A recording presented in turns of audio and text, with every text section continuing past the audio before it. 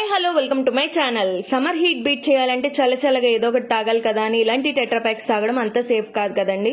మరి టేస్టీగా పర్ఫెక్ట్ గా అదే టేస్ట్ తో ఇంట్లోనే ప్రిపేర్ చేసేసుకుందాం హోమ్ మేడ్ మజా. మరి ఎలా చేసుకోవాలో తెలియాలి అంటే ఫుల్ వీడియో చెక్ చేసేయండి, చాలా ఇంట్రెస్టింగ్ గా ఉంటుంది. ఏ స్టెప్ మిస్ అవ్వకుండా చూడండి, మీకు కూడా టేస్ట్ చాలా పర్ఫెక్ట్ గా వస్తుంది. మరి ఎలా చేసుకోవాలో చూసేద్దాం. దీనికి కావాల్సింది పండిన మామిడికాయ అండి. ఇలా మామిడికాయని చక్కగా ముక్కలుగా చేసుకోవాలి. ఇక్కడ ఒక పెద్ద మామిడికాయ తీసుకుంటున్నా, ఇది బంగినపల్లి మామిడికాయ అండి. మీరు కావాలనుకుంటే వేరేవి కూడా తీసుకోవచ్చు. నేను ఇక్కడ బంగినపల్లి కాయ ఒకటి మొత్తం తీసుకుంటున్నాను, పెద్ద సైజ్ కాయ.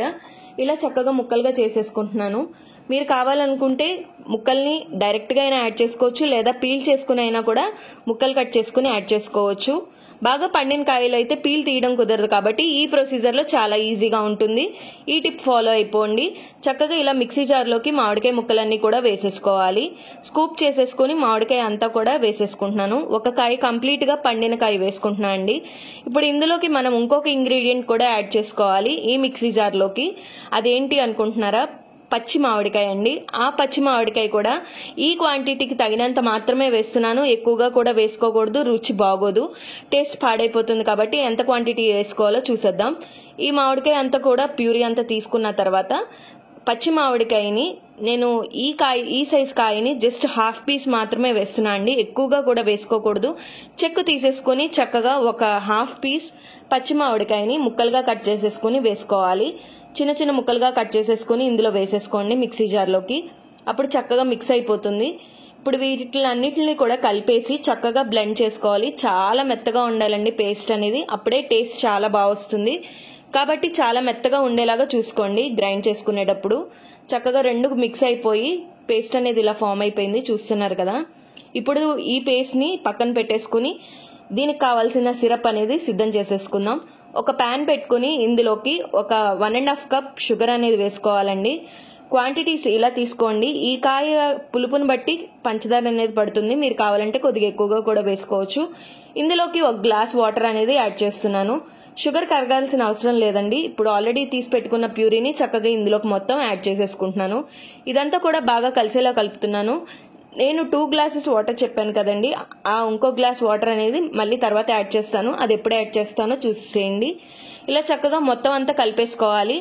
బాగా కలిసేలా కలిపేసుకున్న తర్వాత ఇందులోకి మనం ఒక చిటికెడు సాల్ట్ అనేది యాడ్ చేసుకోవాలండి. ఇది ప్రిజర్వేటివ్ లాగా యాక్ట్ చేస్తుంది, చక్కగా నిల్వ ఉండడానికి కూడా పనిచేస్తుంది.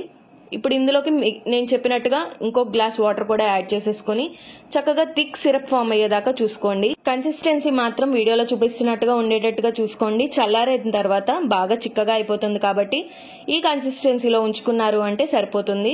చాలా పర్ఫెక్ట్ గా టేస్టీగా వస్తుంది. ఇలా ఒక పొంగు వచ్చేదాకా మాత్రం ఖచ్చితంగా ఉంచుకోండి, అప్పుడు పచ్చివాసన లేకుండా ఉంటుంది. ఇప్పుడు దీన్ని ఒక గిన్నెలోకి నేను స్ట్రెయిన్ చేసేసుకుంటున్నాను, అంటే వడపోసుకుంటున్నాను.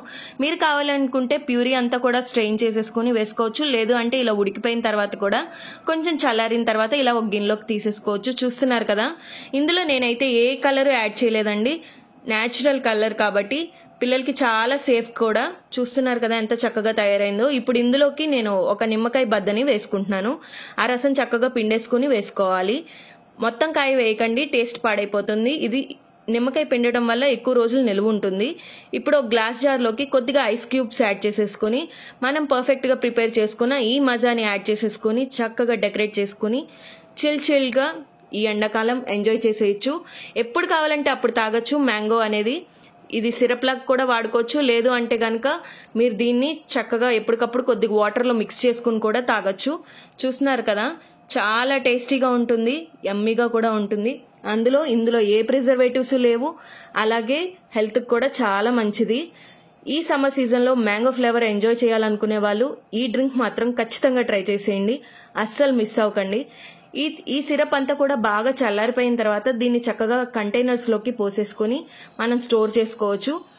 ఇది ఫ్రిడ్జ్ లో అయినా స్టోర్ చేసుకోవచ్చు. ఫ్రిడ్జ్ లో పెట్టేసుకుని చక్కగా అలా ఎప్పుడు కావాలంటే అప్పుడు తీసుకుని మిక్స్ చేసుకోవచ్చు ఐస్ క్యూబ్స్ తో.